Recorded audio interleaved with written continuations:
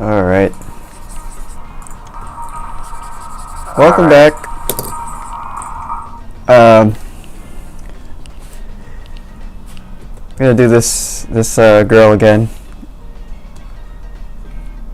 I did another painting of her a while ago and I really liked how that one came out. So I'm hoping this one will come out good too. But yeah, just chill today. So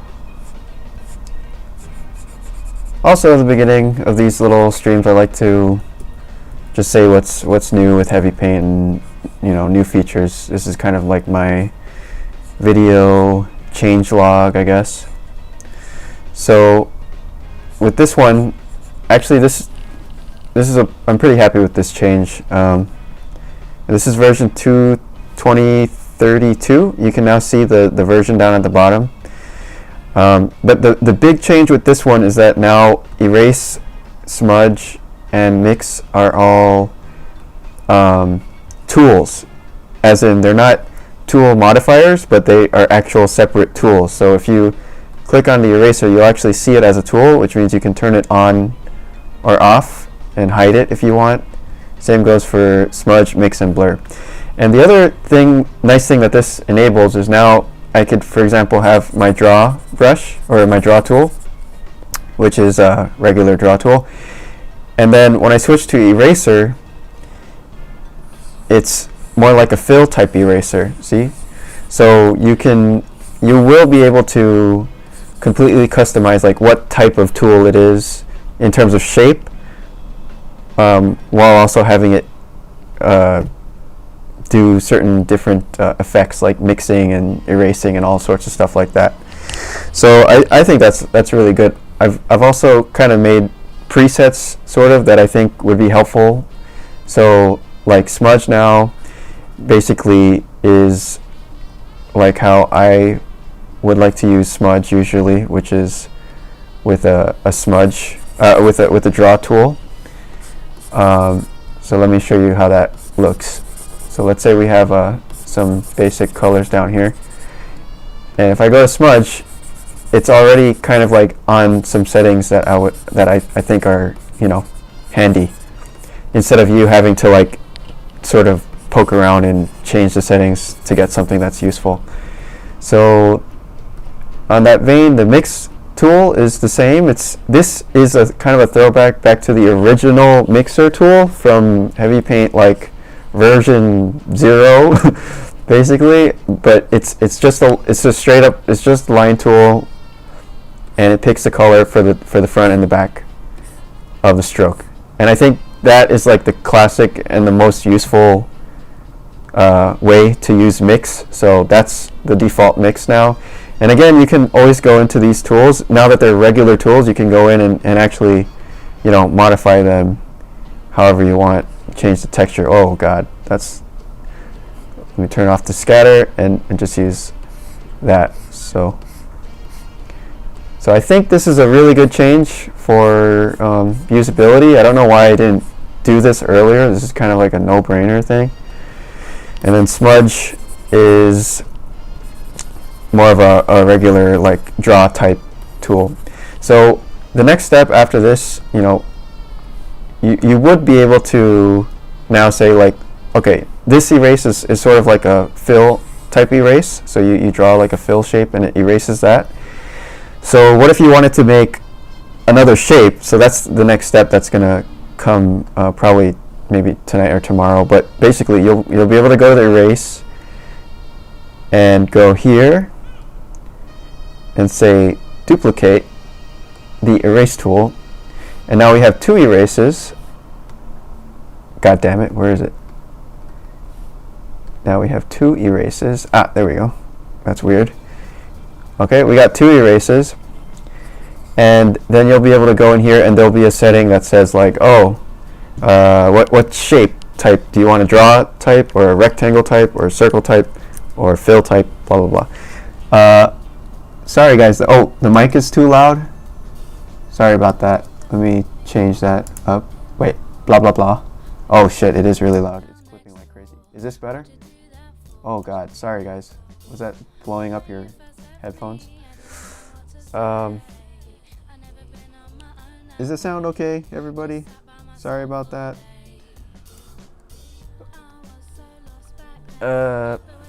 So yeah, I'm excited about that. Also, stencils, independent of erase now, so you can have erase and stencil turned on, which I think makes more sense, because stencil is more like a per layer feature, and then the erase is would override that stencil. So if you turn off the erase and like you go to a regular tool, then we'll be back on stencil mode, or whatever mode the layer's on. Aside from that, any other changes here? Small performance optimizations, I hope. I've heard some people having crashes on Macs. I hope it runs a little better. I've been using it on my like 2015 MacBook Pro, and it's working okay. But anyway, let me shut up.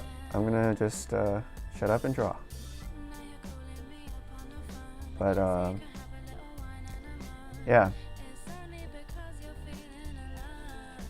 Hello, Sam.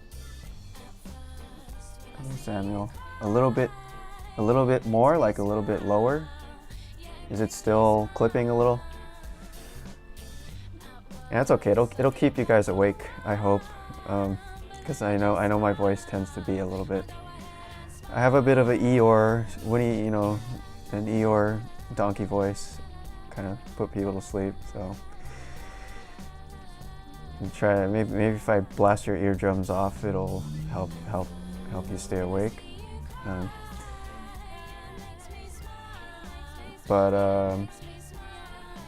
Yeah.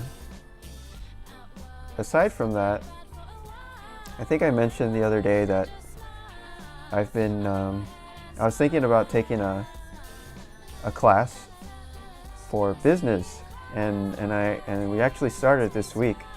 So I've been pretty hyped up by that. So it's basically a class. It's called the Minimalist Entrepreneur. I've never taken any business class before in my life, so this is kind of interesting, and at least to me. And it's about people. I guess it's mainly for creators who want to make some kind of business. And I guess this week we were talking about, I guess trying to figure out who your tribe is, your community, and all that. And I feel lucky because I kind of already have a sort of a community. I've been in this animation industry, and there's lots of artists, friends coming from that, and then there's Blender people. I've been in the Blender community for a while, and then there's you guys on YouTube who are been hanging out. So I feel lucky to already have community, and they're saying some ideas of how to maybe making some challenges, or one of my classmates was saying that I should try to make a newsletter, like an email newsletter with just progress reports of stuff that I'm doing on every once in a while. But I feel like these videos here are sort of this is my way of logging what's going on, my record of progress on the project. So hopefully, like, someday I can look back on this and be like, oh yeah, that's when he was talking about having 2 erases at the same time, or just, I think it's kind of nice. But yeah, it's been sort of a relief just to even have other people around to talk about this stuff with, and like think about it with, and just go over ideas and stuff, because yeah, I'm coming from the art world, and believe it or not, I don't know that many software people or people doing like this kind of thing. So I have a lot of questions, but I don't have a lot of answers, I guess. And I'm sort of just figuring out everything as I go, which to me is really fun. This is like the way that I like to learn stuff, is just by kind of starting a project and just going for it and learn things little by little as you go. Because to me, I get really bored with learning unless I can apply the thing that I'm learning like right away to whatever I'm working on. So I definitely need a project in order to learn best. I don't even know what I was saying. But anyway, yeah, I'm excited about this class, and I think it'll be good. I'm already like learning a lot of stuff, and it's interesting too. Like, there was one guy, a guest speaker on the first day, who his whole deal is that he just buys expired domain names, which I didn't even know was a thing. Like, the expired domain names go on auction, and anybody can go buy them. So he just buys domain names that he thinks are gonna, rank really well on Google, and it might be something that he has no idea about, like he doesn't know anything about, but he'll just buy it anyway and try to make build a business around that domain name, which that's an interesting idea. It's like kind of chicken before the egg type of thing. So he bought like, he bought this, he bought duderanch.com, which is another thing that I had never heard about. I don't know if you guys know what a dude ranch is, but apparently it's like people have these farms and horses and stuff, and they sell vacation time there. So like a regular towny folk family can go there and like hang out on the farm with the dudes on the ranch for a couple weeks or something, and that's like a big industry, or I mean, not a big industry, but it's an industry. And so he just like bought that domain and then like started talking to all these dude ranch owners and got them on his little dude ranch Airbnb site, and that was like, it's like, okay. And then he also bought another domain called Vidalia Onions, which is another onion that like it's some kind of special species of onion that you can eat raw, like an apple. So I'm learning all kinds of like weird shit that people make businesses out of lately, and it seems, the main theme seems to be that you can basically do anything if you kind of like put some work into it. You can make anything work. So it doesn't have to be like some grand world altering idea. It just has to be like something that people kind of want, and they're willing to pay for it, and that's it. You got a business. So I don't know. Sorry, I'm talking a lot.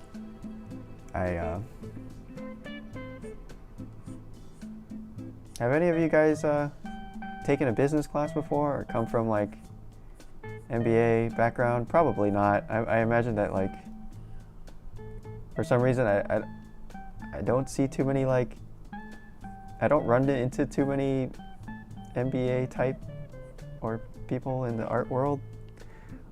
Seems like, I don't know.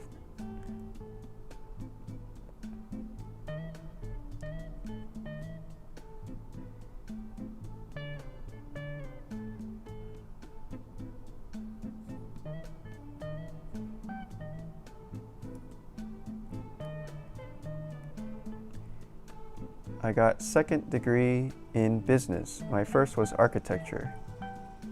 And I started at Cal Arts. Holy crap. So you Cal Arts to architecture?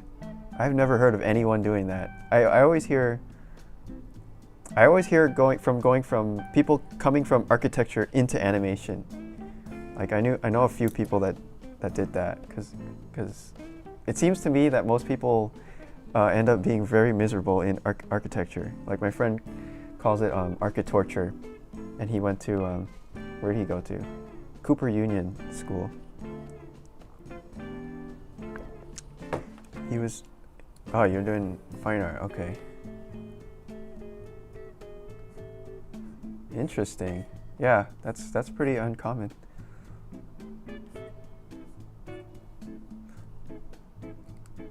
Do you find any other like architecture people in fine art? Or wait, are you in? Did you move into fine art or you moved into architecture?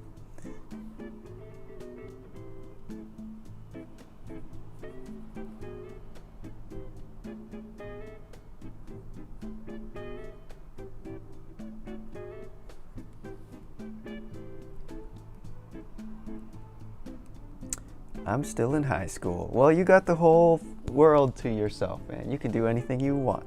You're still in high school. I moved into architecture and now work for a private equity fund. Whoa. So are you enjoying business the most right now? After everything? I'm always fascinated by people that like switch careers midway, but usually it's only like one career switch, but you got two career switches.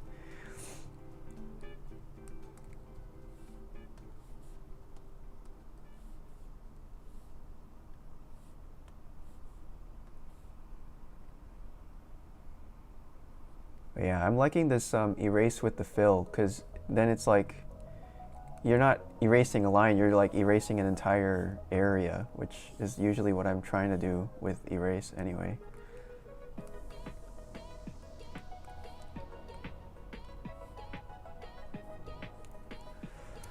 Hello, Guillaume. Do the class mention any book? Let's see. Well, we're reading this book by Sahil. Sahil Lavingia is teaching the class. He's the creator of Gumroad, and he's also writing a book now. So it's in progress, I guess. And we're kind of like guinea pigs, reading the book for him and like giving feedback and stuff. So I think it'll be a cool book, because the class is kind of like based off the book, and so I guess everything that we learn in class is sort of going to be distilled in this book, and it's called The Minimalist Entrepreneur. But what other books are we reading? They haven't actually recommended any books in the class yet. We've been reading like little articles and stuff, but if you want to look up the onion guy, just look up VidaliaOnions.com. It's kind of an interesting story, I guess. The Robin Hood guy? No, I don't think he has anything to do with Robin Hood. I'm in animation school right now, and it's like torture. And architecture school is torture. Yeah. Yeah. Man, art school is so painful.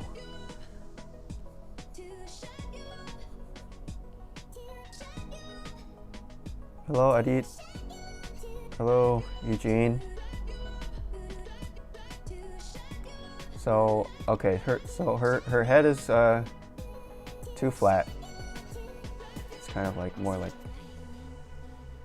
that angle. It's like a wedge at the top, right?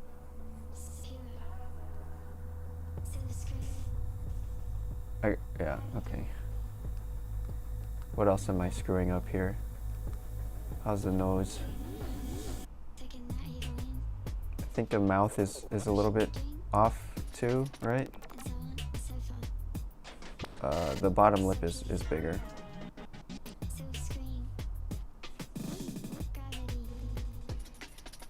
Actually, she has pretty big lips, I think. Yeah, something like that.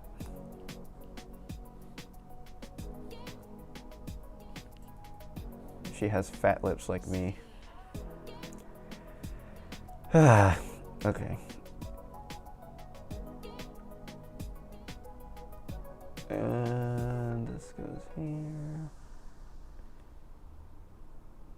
Some sort of nostril-y shape, right?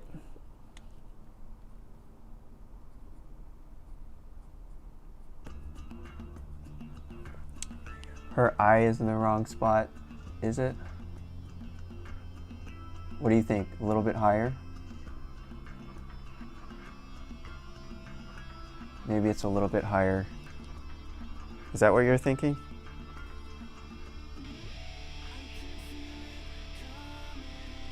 I love this crowdsourced drawing here. That way, if it comes out bad, I can blame it on you guys. It's drawing by committee. You guys can just type in like up, down, left, right in the chat if you want to move the eye a little bit. Here, you know what? I'm gonna be smarter this time and just draw the eye on another layer, so I can just move it.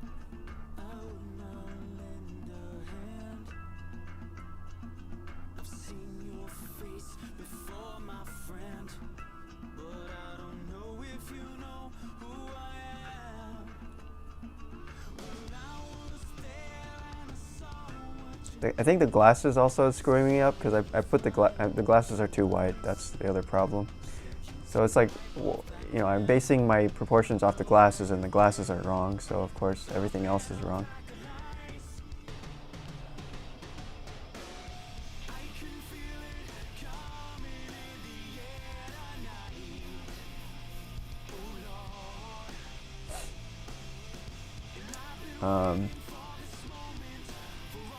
This is Air of the Night, right? Or whatever that, the Phil Collins. Wait. Isn't this Phil Collins? It's In the Air Tonight. It's a Phil Collins song, but it's by a cover by Non-Point.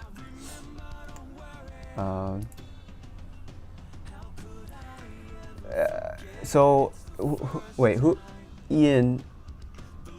Ian is the business architecture guy. So you enjoy business more than art now. Can you like explain what the main takeaways? Like what is it that you like more about business versus art or architecture?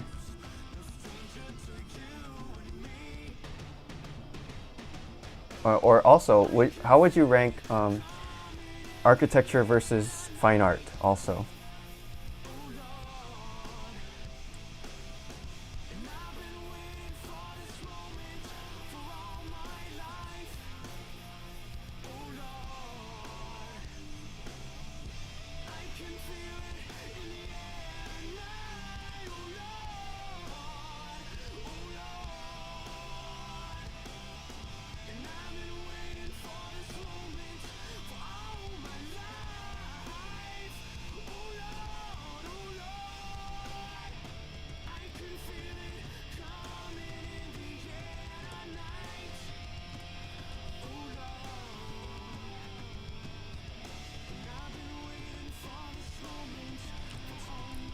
Up, down, left, right, AV. God damn it!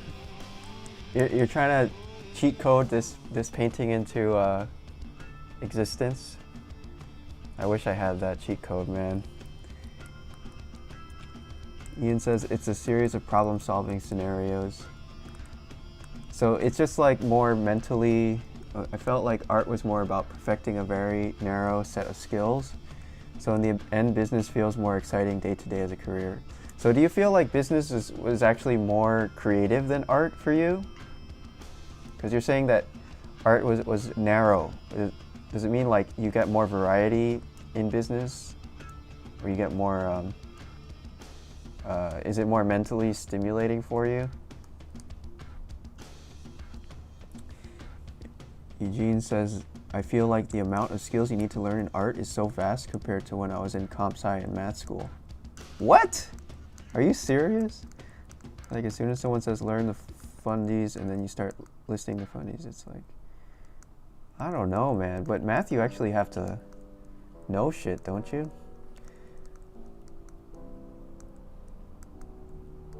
I feel like architecture is more technical.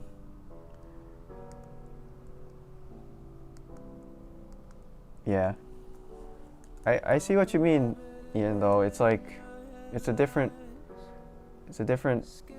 thing. Like, I kind of feel that way with programming too, where it's, I think it's very similar to art too, but it is,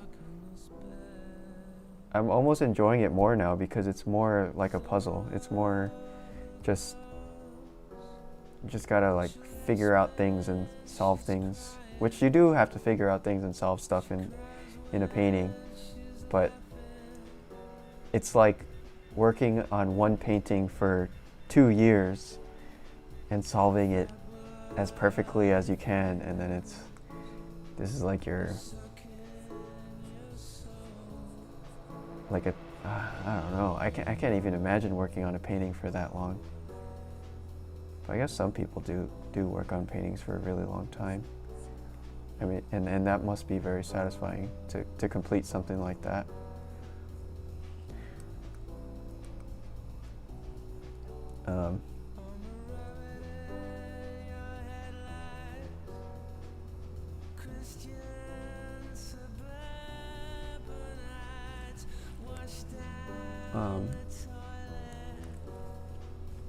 I think people get overwhelmed by how free art is.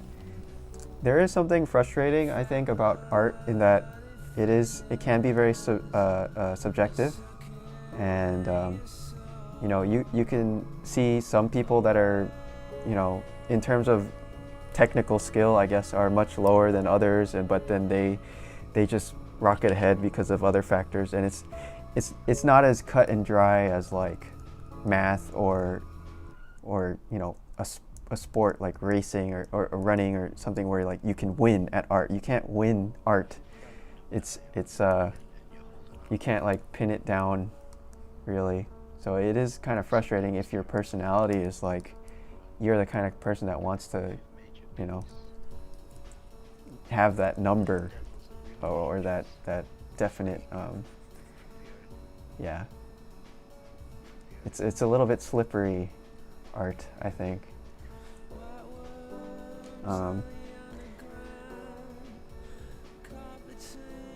Art is also about problem solution, especially in games, design, and movie art industry. Yeah, there's definitely lots of problems to solve in art as well. With math, it's easier to pinpoint when you need to drill what you need to drill, whereas in art there's perspective, figure drawing, and oh, okay, so like the exercises for math are more straightforward, I guess. Interesting.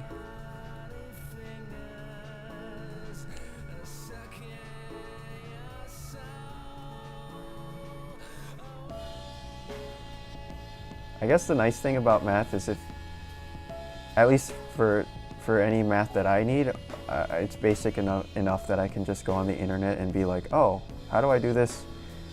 What's the formula for this? Or what is the algorithm to figure out like how to make lines smoother? And I can just look at it and like, you know, copy paste it, and then that's it. Whereas with art, it's like more like you have to do it, and like it's harder to copy paste stuff, I feel like.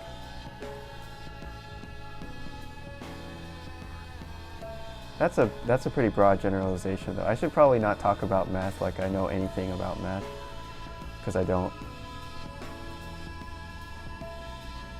All I know is that, like, if I ever need something tricky math-wise, I just Google it and copy it.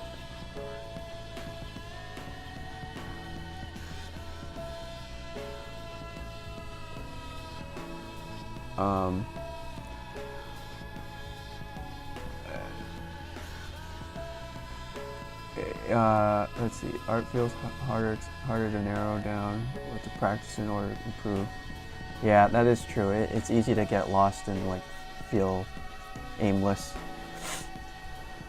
Currently, comp sci student and feel like you don't need influences versus you need influences and taste in art. Ah, interesting.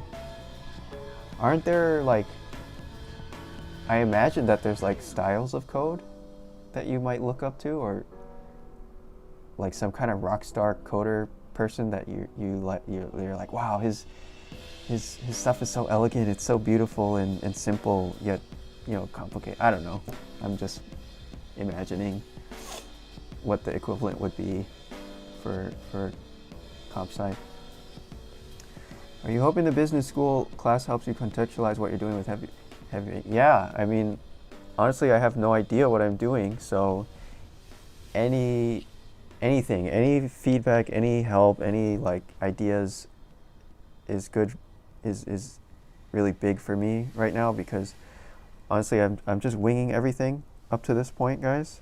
In case you didn't notice, like it's all been just sort of stumbling around and figuring it out as I go, this whole project. And I'm getting to the point now where it's been like about 2 years working on this, and I feel like I need to take it more seriously and figure shit out for real and be legit about it and take it seriously. Like it's like this is my job now, like I can't just, if I want it to survive and last for the long term, I need to take it seriously now. And so I'm hoping that the class will help me to do that.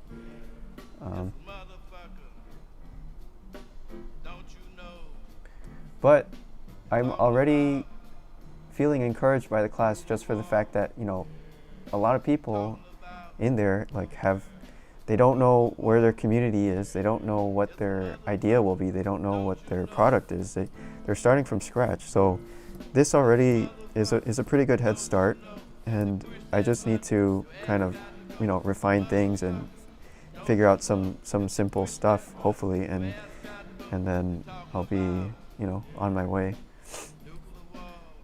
So I feel encouraged by that. Like, I think I'm in a good spot to succeed, hopefully.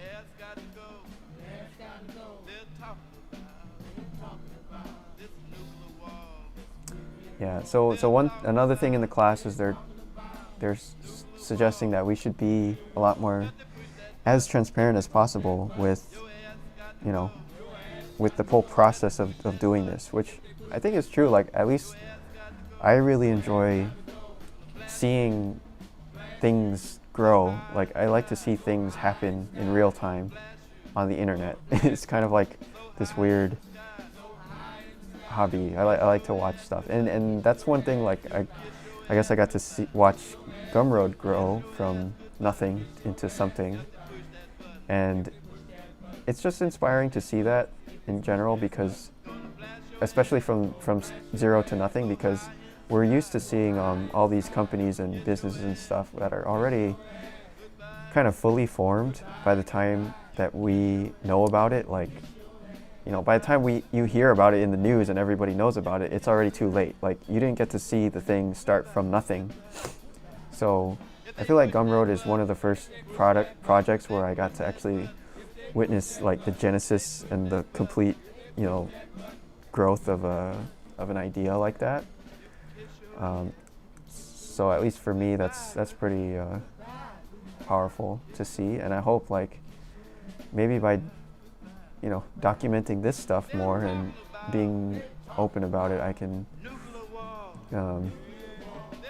be inspiring, like just in the fact that, look, this regular person can do this type of stuff, so why can't I? I think that's, for me, like the most motivating thing is like seeing other regular people doing something, and I'm like, hey, why can't I do that? It's not such a big deal,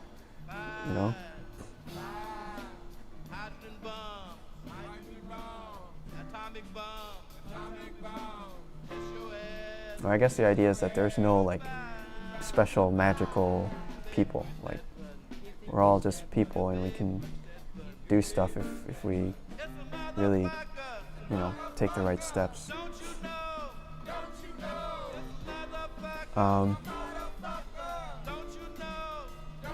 Rockstar coder equals George Hutz.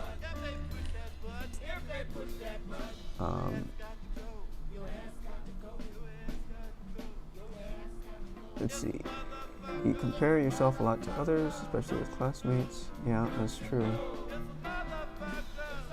If working on a painting for 2 years, it's not only solve artistic problem, but philosophic problem. Yeah, you might go crazy painting the same thing for 2 years. To me, is a hair bang too straight.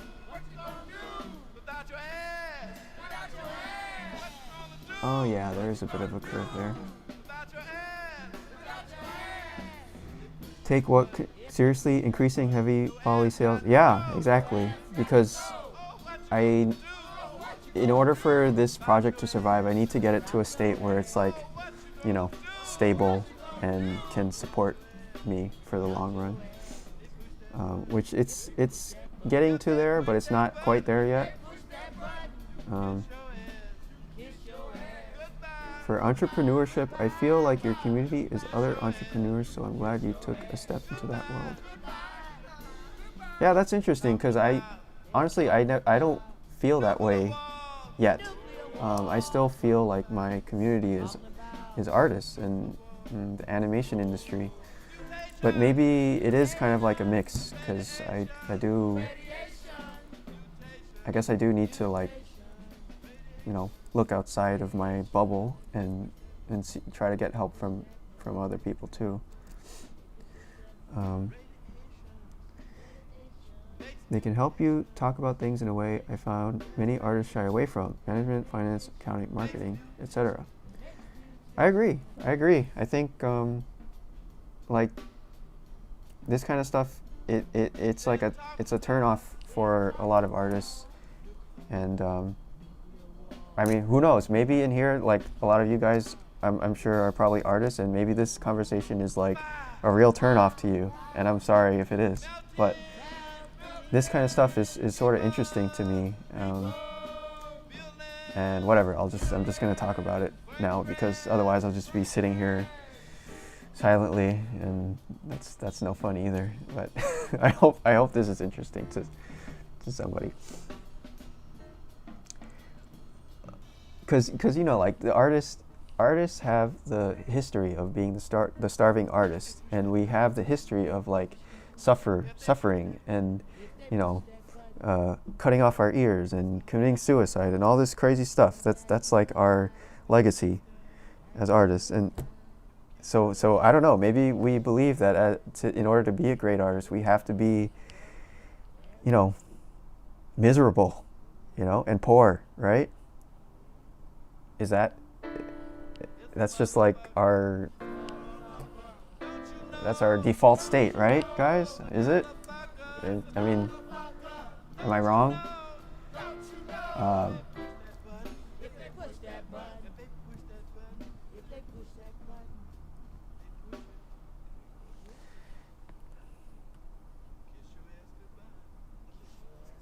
What do you call it? It's like the suffering Olympics. Like whoever has it the worst and has like the most suffering is the strongest person and the best person, right?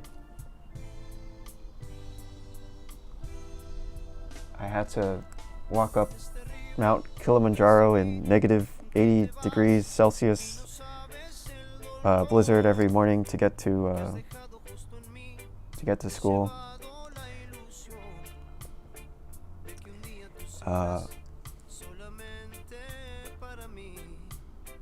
I have a hard time separating the term business from manipulation. Exactly, Aaron. That's exactly what we're talking about here. There is a very like negative connotation to the term business for artists, I think, which I think is unfortunate, because business can sort of like empower the artist a lot, I think.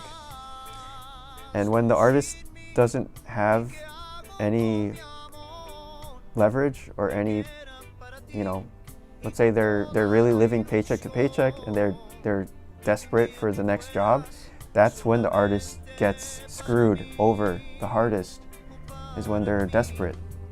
So the thing with this is like you're trying to get yourself out of those vulnerable positions.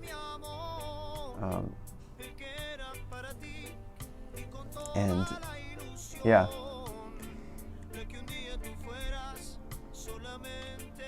Yeah, I like the idea of selling goods and services for money, but I no longer like the idea of being a businessman. No longer. But you used to. So what changed in order for you to change your mind about that, motionist?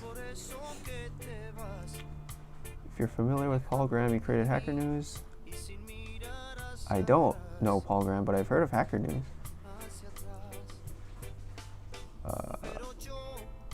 Okay, I'm glad you guys don't agree that artists need to suffer to be good. I think that's a step in the right direction.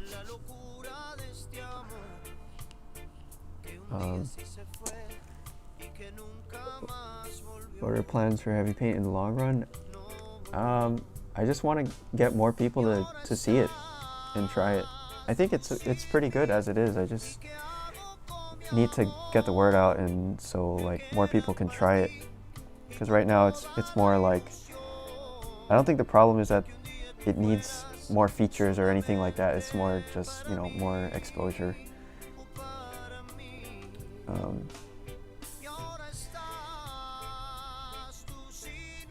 Kaku is here. Funny story, I stumbled on your app through one of his YouTube videos. Yeah. Gaku is Heavypaint master. Vlad says, I think it's a stereotype. You don't have to suffer to be a great artist and a scientist. There are many examples. Yeah, thankfully. Especially lately, I think there's more and more artists that are kind of like going out on their own and being able to survive and thrive as an example for everyone. Jefferson, been spreading the word big time. Thank you. Thanks, man. That's like yeah, appreciate that. That's like survival. Thank you so much. How dare you try making money off of your artistic creative expression? The only honest way to make money is derivatives, trading, and mass labor exploitation. Interesting. What about lemonade stands? Do those count? Be right back buying GME. You guys are crazy. Yeah. Do you think Heavypaint could be useful for things outside of painting, maybe for calligraphy or journaling? I don't know. That's up to people that are using it. Like, I'm using it for this, but I'm sure someone else can come up with some other way to use it. Can you turn on black and white mode in the desktop version? Yeah, that'll be coming in eventually. It'll be in. But you could also just go to Jefferson. If you go to HSV mode, you can just use HSV here, and you've got black and white. So that's another option for you if you don't want to wait. I'm doing a very bad job of actually painting today. Lemonade stands are illegal. Yeah, that's fortunate. What was I doing? I was drawing this girl, and then I got sucked into a tangent. Well, anyways, yeah, that's what I wanted to update you guys with. I'm kind of excited about that. So I'll try to be more sharey with all the behind the scenes stuff in the future. Is that cool? Would you guys want to see that, or you rather just see painting instead?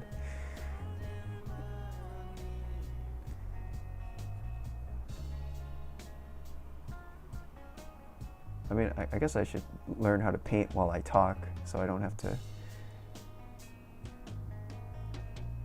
I should also try to figure out how to get the chat to show up like on the screen, because I look like an idiot off to the side every day. Okay, I should probably start putting in some color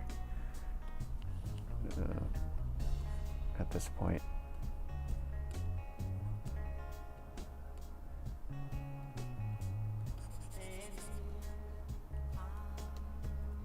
Oh, one other change is the highlighting. Oh fuck. The highlighting is a little bit different now, because before, if you had something that was black, it wouldn't flash green, but now it does. So, I mean, sorry for anybody who gets epileptic seizures, but now you can see the black flashing, at least.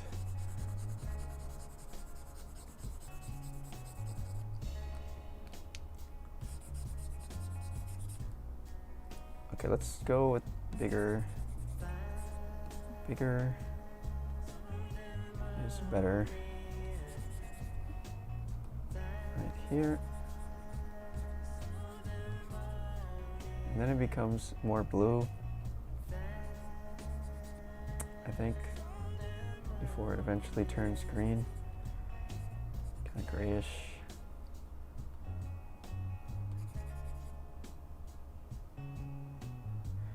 Honestly, I don't know where this like entrepreneurial spirit came from for me. Actually, man, you know, maybe I need to give credit to my mom for that, because she always would tell me I should try to make my own product or try to do my own thing. So yeah, maybe it's my mom. Maybe it's my mom. But I do notice that it's maybe it's a turnoff for artists, for a lot of artists, to think about this stuff. But I hope that changes, because I think it's good. I think it's good for people's independence.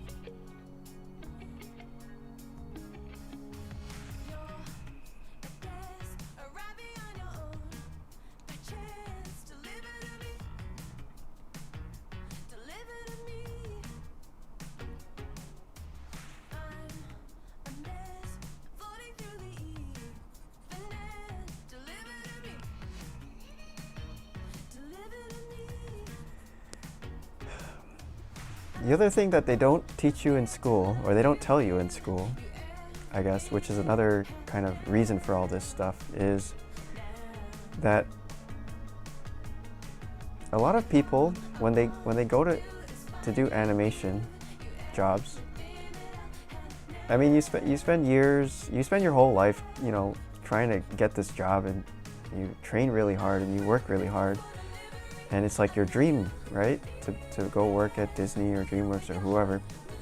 And then, but the thing is, like, when you get there, a lot of times, what happens is people will work on a project or two, and then they might start to get burned out really quickly, because it can be really intense. It's a lot of work, and then sometimes there's, like, you know, all this crazy politics, and then there's, you know, all this drama going on, and then sometimes it's like you just, it's a lot. It's overwhelming, and it's not just like one it's a common thing. Like, I would say most of my friends have had at least one job where they've like just totally almost had, you know, a breakdown where it's just like very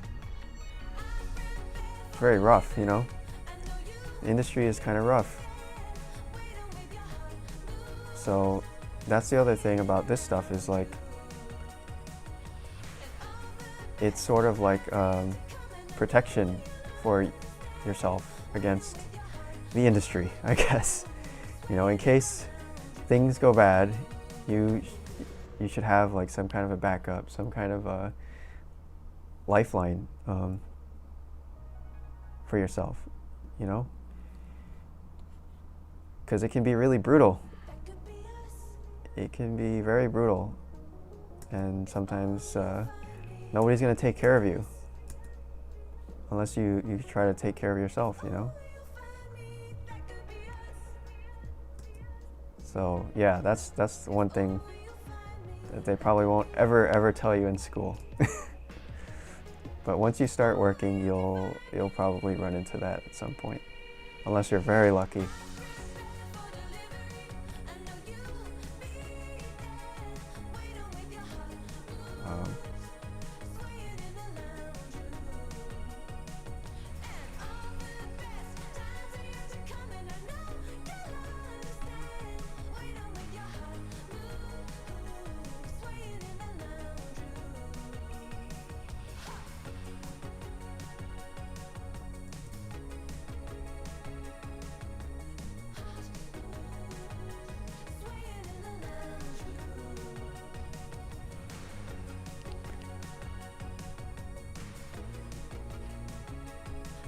Gaku knows.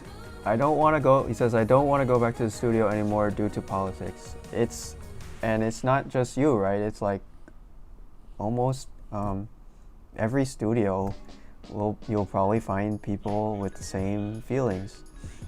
I don't know what it is. It's just like somehow it always ends up this way.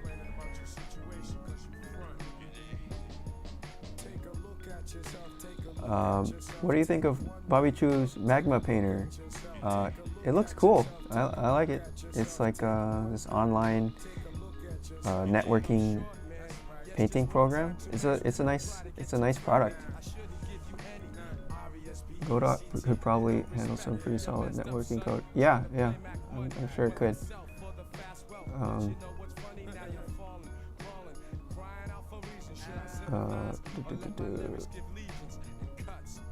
Let's see. Yeah, it's funny. Actually, I just was watching Lyndon Lee did an interview with Bobby Chu, and they were all using Magma Studio, so that was cool. But I noticed he was like only using the rectangle tool. He did everything with rectangle tool, so he went like super basic with it, old school, you know, single tool, which is kind of like Lyndon's thing. Kind of fun to see.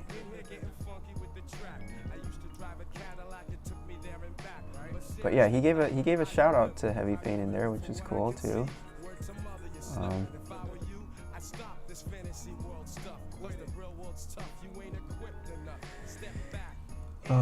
What kind of music? We listen to everything. I mean, you hear the playlist. There's a little bit of everything. What is the function of the highlight? It's so you can see what layer you're on. You know, like when you switch to a layer, you can easily identify which one you're on, because I find like when I'm painting, a lot of times I will not realize what layer I'm painting on, and then I only realize it like when it's too late. I've already drawn a whole face on the background. So this feature is meant to eliminate that, or at least reduce that, you know, mistake. It is absolutely a turnoff, but it is a necessity. Oh, all right. Well, I hope.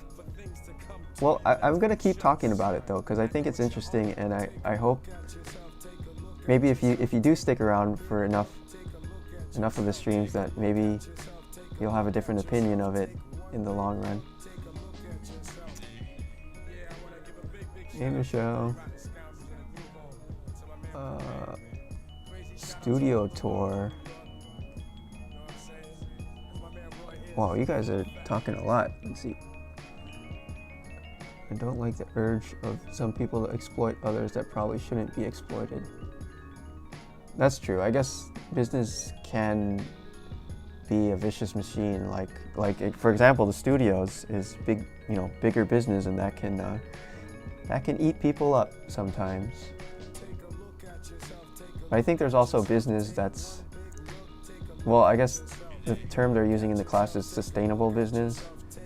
So it's like, in the class there's some people that, for example, have, multi-million-dollar companies, and there's one guy who's like, yeah, I have a medical company. We made like $40 million last year, blah, blah, blah. But he's still in the class, and the reason why is because he's not satisfied with his business.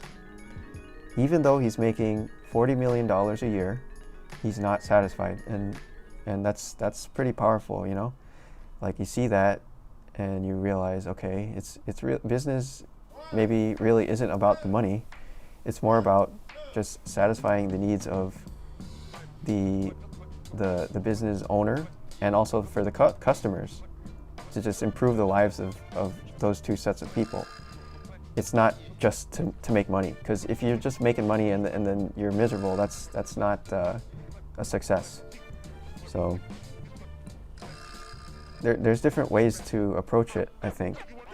Some are probably toxic, and others are more healthy or sustainable, I guess.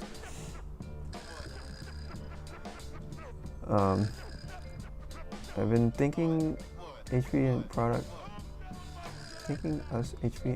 for several times. I don't think it's about adding features, to be honest.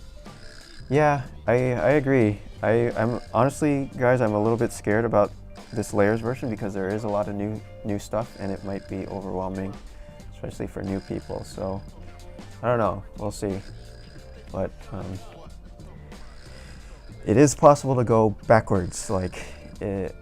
By adding stuff, you're actually making it worse, so that's a little bit scary. But I think at the same time, can't just stay stagnant. I can't just, sit down and say, okay, it's done, because I don't really feel like it's done. I think there's lots of stuff to do that I want to do. I guess another main thing I've been thinking about is, should I have this as a completely separate app, so it doesn't screw up existing installs, or should it replace the existing Heavypaint, which would basically, that means the old one just disappears, which is a little bit, I'm sure, is going to piss off some people. So yeah.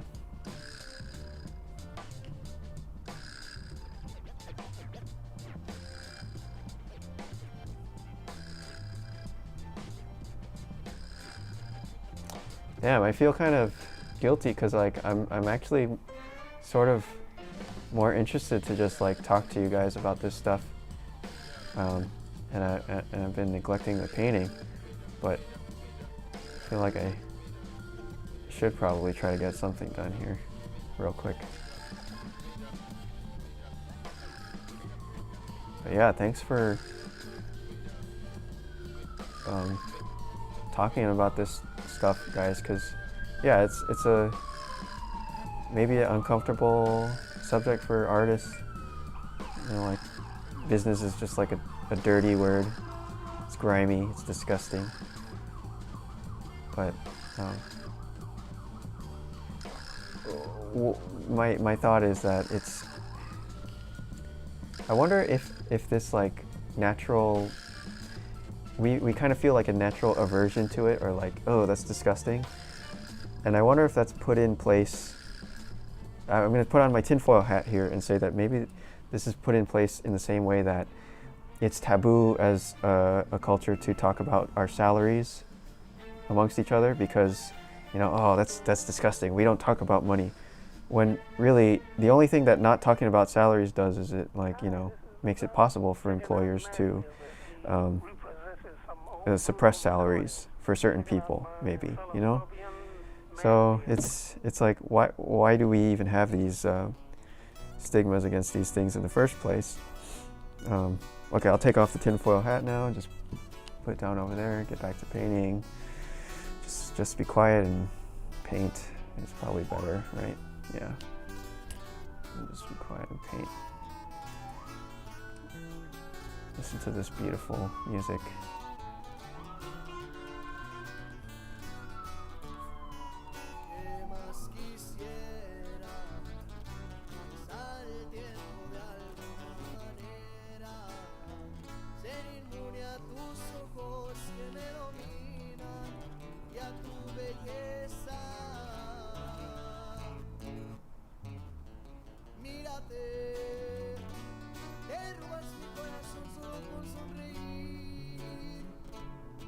Solo con un hombre no puedes cumplir, y es por eso que solo me voy a despedir. Y ojalá que algún día me suplique el regreso y te mueras de arrepentimiento. Ya no estoy para ti. This song makes me sad. Even though I don't understand any of the words.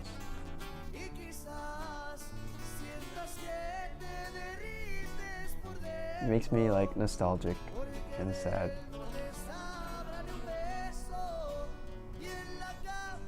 You know, for the good old days. Whatever. Oh god, this looks horrible. I think the painting gets worse the more I talk. The worse the painting is, right? Especially when we talk about business, then the painting goes really downhill. It corrupts the purity here. I'm just kidding. Oh, that looks better without the lines. It's not as horrible.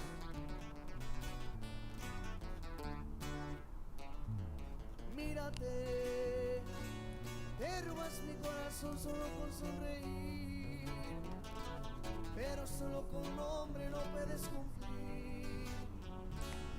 Yeah, this song is sad. Does anybody know what's going on in this song?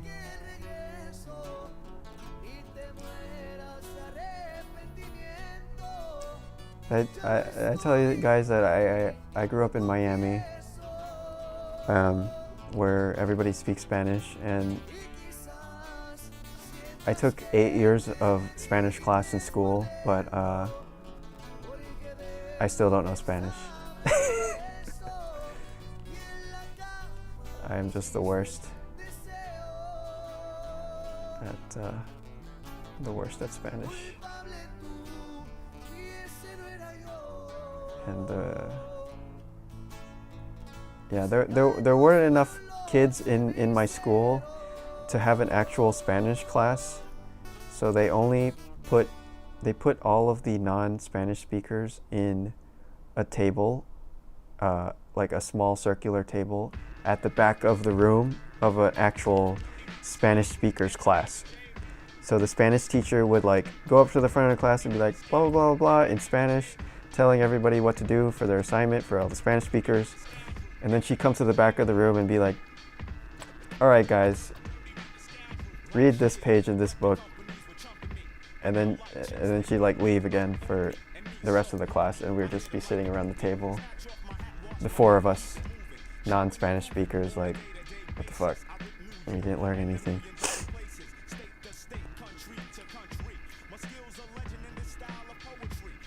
But yeah, I wish I knew Spanish. Seems like a useful thing to know.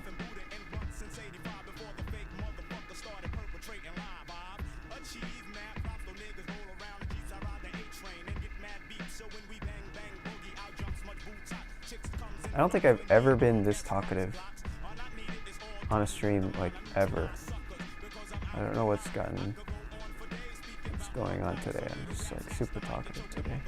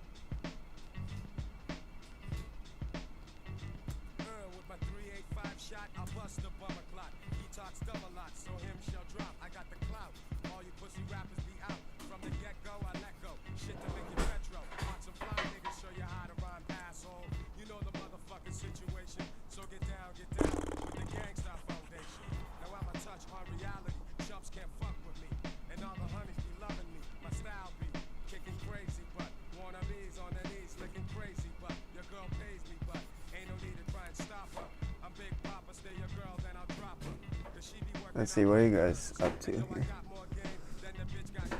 Even if you take a class and decide some of it's bullshit or not, try it.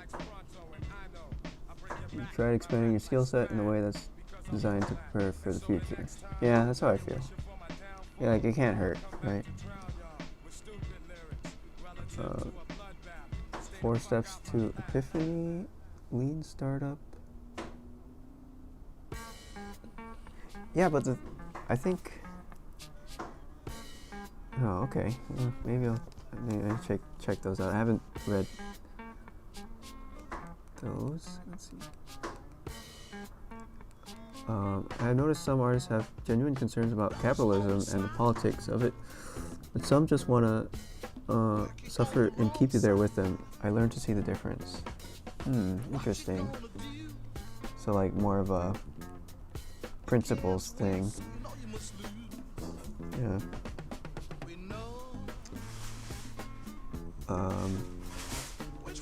After COVID-19, I think artists as a career can become more remote and freelance. Yeah, definitely.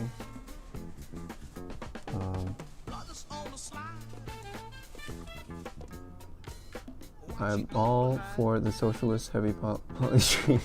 Oh my god. I don't want the FBI to come to my house, so it's okay. I agree, ignorance is used against artists. Yeah, definitely.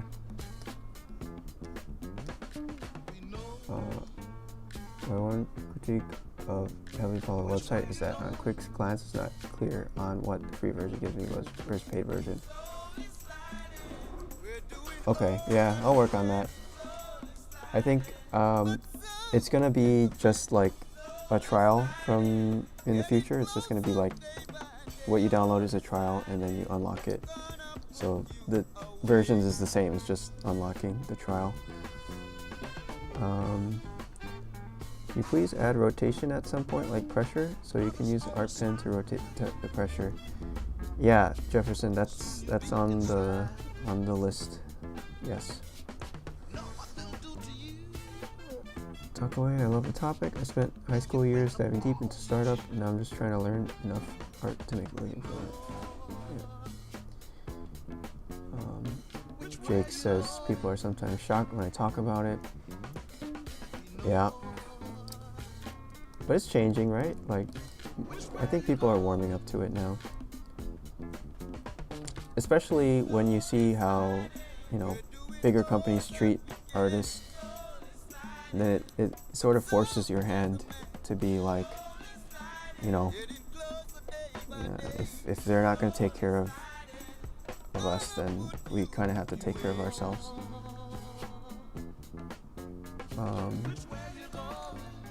I feel like the programming world is super open about salary.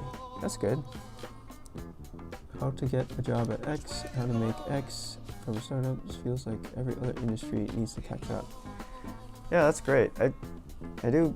It does seem like startup people seem to be really into this idea of like transparency, like almost to an extreme, where I've seen people like just, posting their bank account statements and stuff on the internet. It's pretty insane.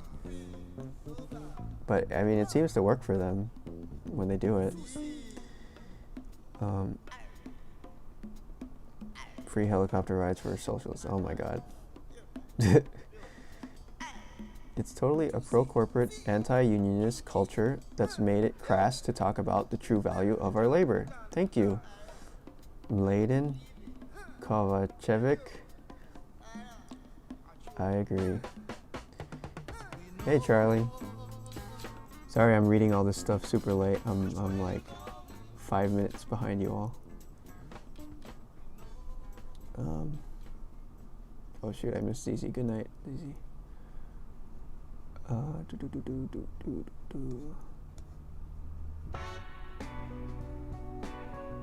Apply to Y Combinator. I made an account there, but I never actually did anything with it. But yeah, maybe someday. Do I know Dwayne Wade? You mean like the basketball player, Dwayne Wade?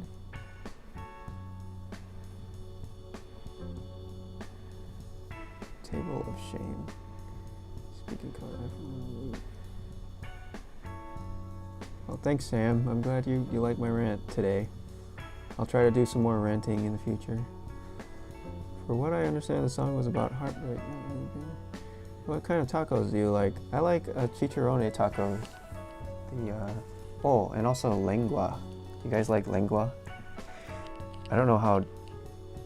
Oh no, is it lengua or cabeza? The cabeza is the cheek, right? I think I like the cheek the most because it's nice and chubby and fatty. I like fatty tacos. Can you make rotation in input like pressure? Yeah, rotation is gonna be controllable by tilt eventually. It's gonna be more involved, so that'll be later on, but yes. Cabeza's head. Then what's cheek? How do you say cheek? Oh my gosh, I have to use the bathroom, guys. Sorry. Oh, it's been too much talking. Let's see.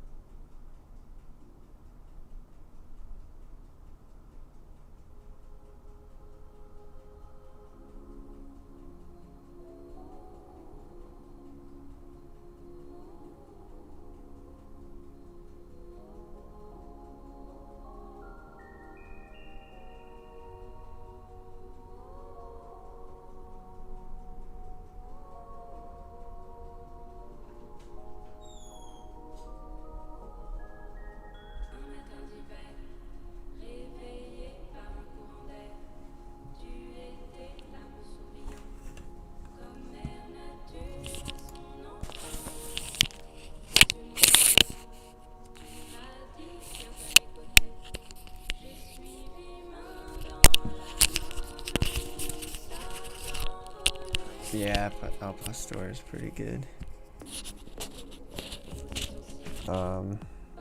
Cheek is cachete. Nice. I like the cachete.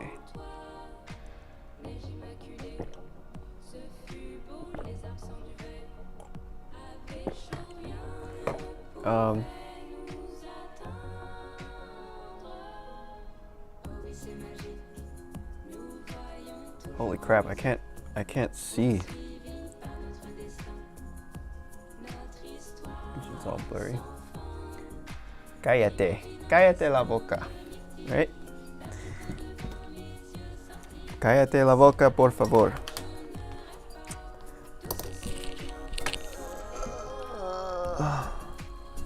That's the only stuff I learned from Miami. Cállate la boca.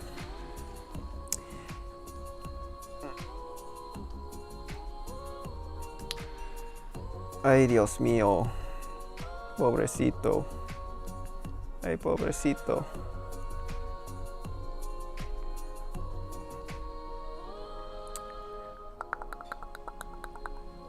The only Spanish I know is like Cuban mom Spanish.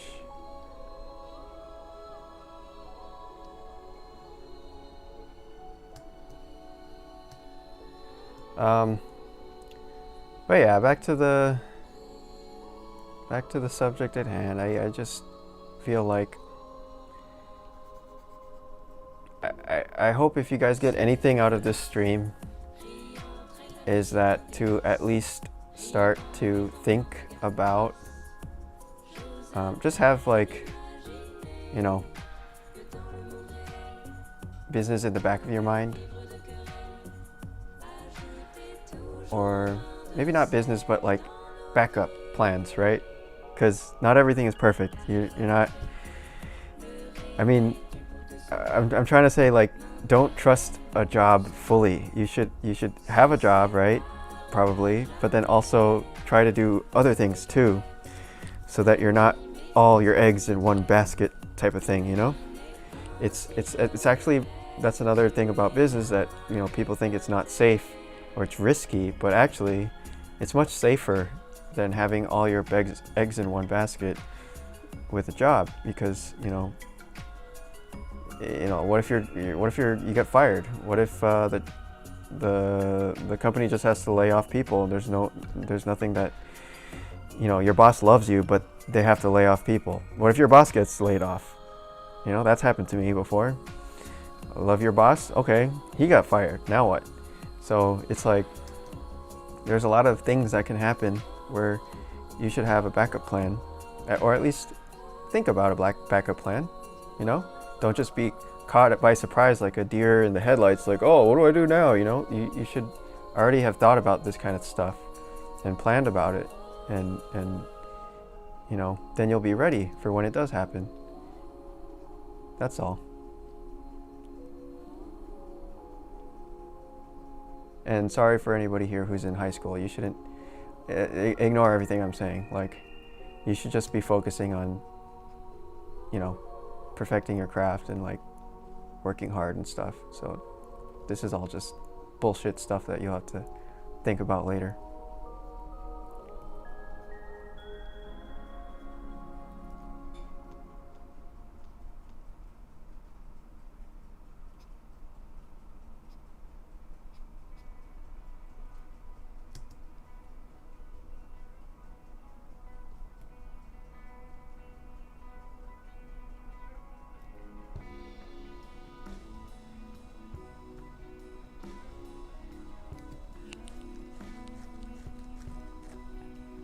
None of these words that I'm saying are making my painting any better, unfortunately. Still looks like I don't know, it looks like sidewalk chalk to me right now. It looks like it was drawn with a toothbrush, maybe.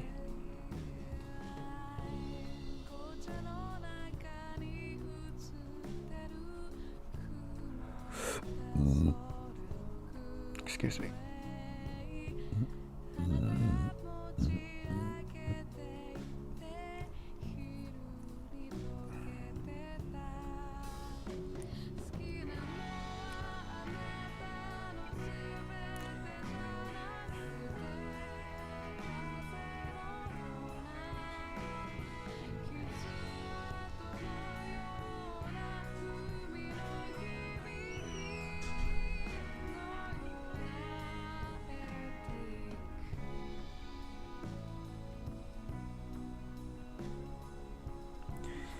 Hello, Jaden. Welcome. Man, Jaden's, you've been kicking ass lately. Those last paintings you did are like next level. Seriously.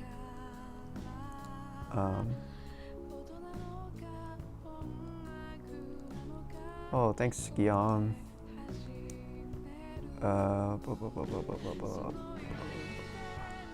Sometimes I wish I'd get fired. I'd get unemployment insurance while I work on building a business.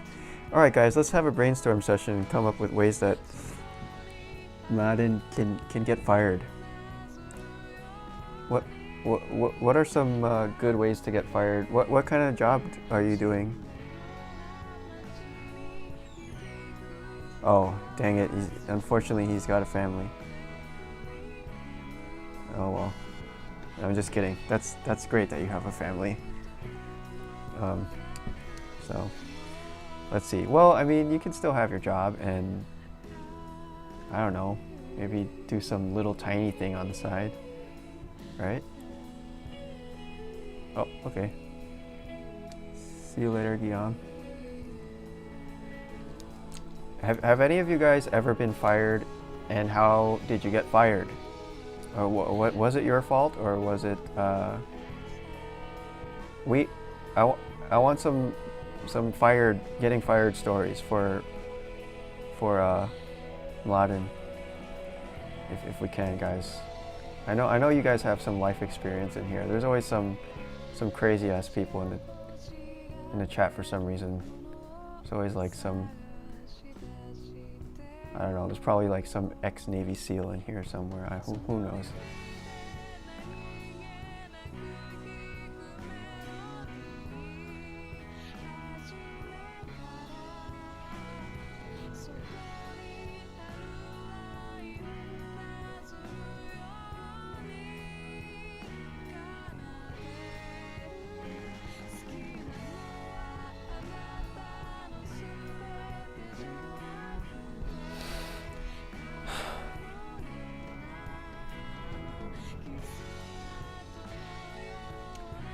Ooh, we got some stories already.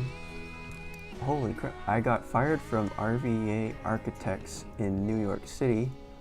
I had a big long talk with the boss about how I was working, my salary. It seemed to go really well. It was really exciting, hoping things would turn around. 2 days later, they fired me. Wow. That's shitty. When you say you had a big long talk with the boss about how you were working, you were asking for a raise, Ian? Is that when they decided to fire you? When you asked for a raise?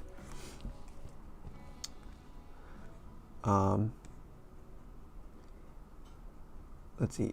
Become more qualified than the CEO, then get fired for being too skilled.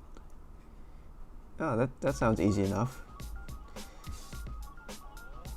Okay, Mladen is a marketing specialist. What kind of marketing scheme can we come up with for that he can propose to get himself fired? What about like a campaign based off of the I don't know, Capitol riots or something silly like that? I don't know. I hope that doesn't get the stream taken down. Hello, Mellow Thumb. He says, come in an hour late every day. Yeah. Yeah, but some people already do that anyway and they don't get fired. I got fired from a bakery because I asked for a week off. Wow. And how long were you working there before you asked for a week off?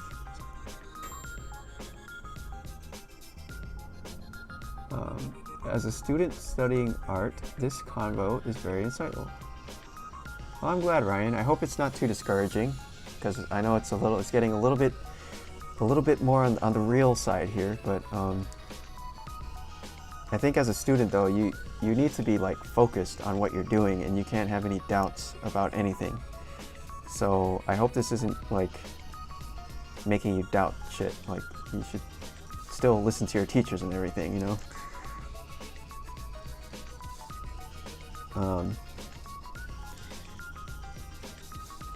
Drank too many margaritas on the floor at a Mexican restaurant where I was a waiter. She got knocked on me. Oh no.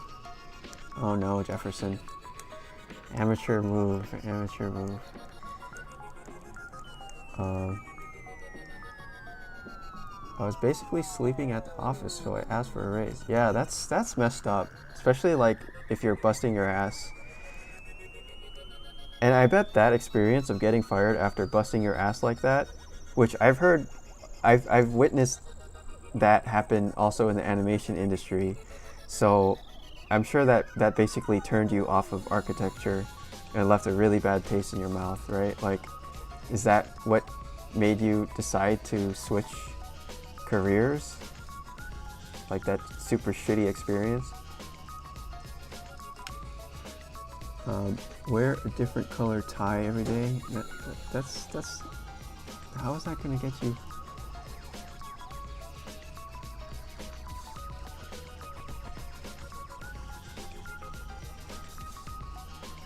Yeah, I'm glad, Jaden.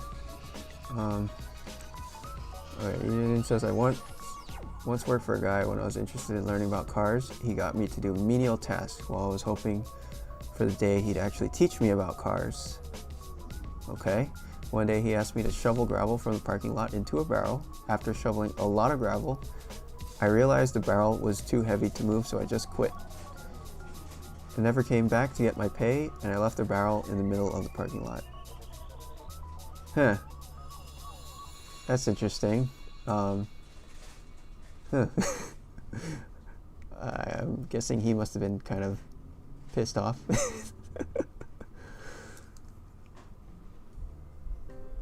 Yeah, that's a bummer.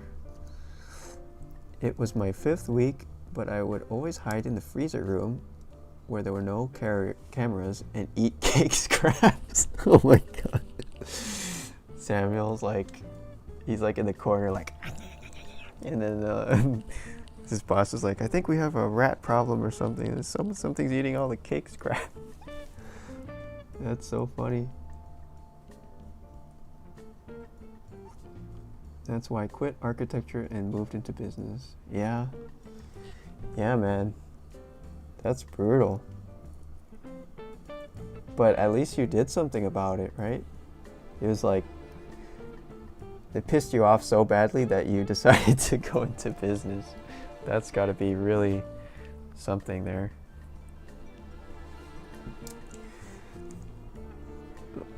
One time he asked me to pick up weeds and the neighboring auto shop threw over some gloves because he saw I was just using my bare hands. Oh wow. Should go work for that guy then.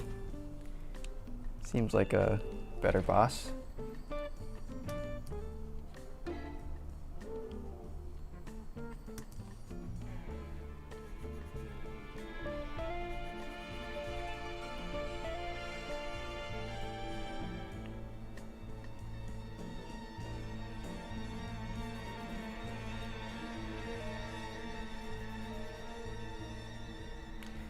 Okay, I don't want to trash our beautiful capitalist system too much. So, like, and I know there's. I'm curious if any of you guys have had like really great bosses, or if there's something that like really awesome that your boss ever did for you, where they didn't need to, but it just like, you know, showed that they appreciated you, and you know, something heartwarming like chicken soup for the soul style, you know, because I know I tend to focus on the negative side of this stuff sometimes, but I know there's good bosses out there. There's a lot of good bosses out there too. I've had good bosses. I think, I mean, Alberto has a reputation for being tough, but I think he's a good boss. He definitely helps you improve, and like, he cares about the art a lot, and so, and he kind of like, doesn't like explicitly teach you things, but he kind of, the way he does stuff sort of kind of teaches you by showing, I guess.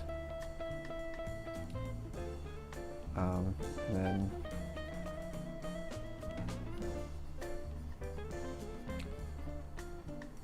I worked for my friend's dad one summer doing construction. He was a good boss.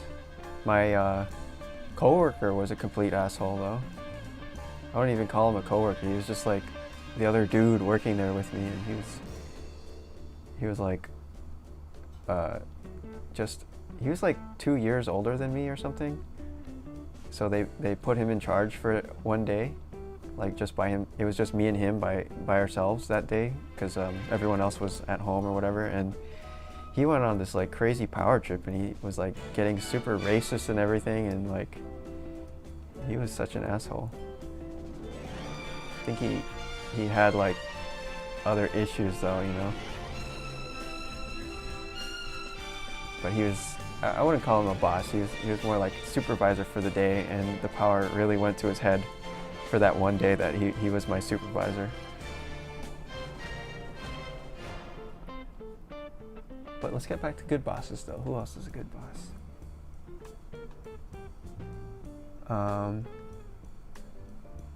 I worked for my mom's friend. Actually, she was kind of a tough client because she made me do like 2.5 months worth of Photoshop editing work, and she only paid me $20. So that was a bit rough, but whatever. My mom's friend, so she gets the mom tax, I guess.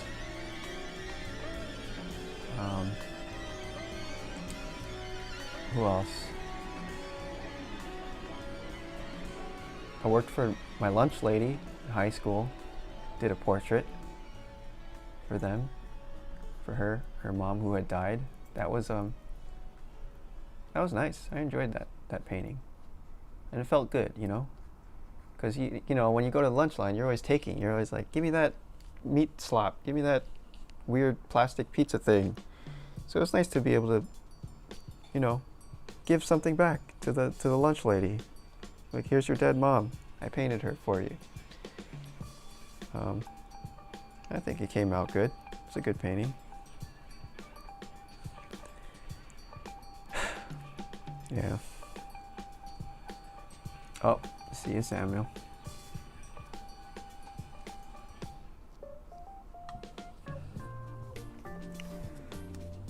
Never had a good boss before. All right, Samuel. Well, I hope you get one. Maybe he can dream about a good boss tonight.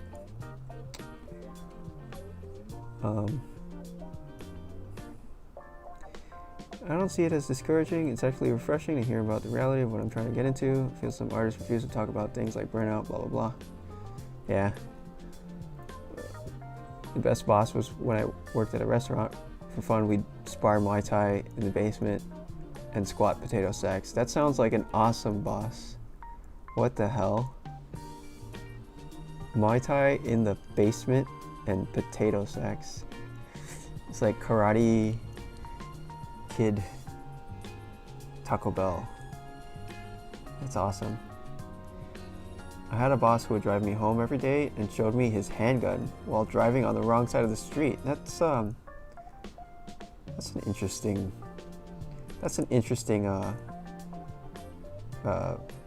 co-worker bonding event. Wow.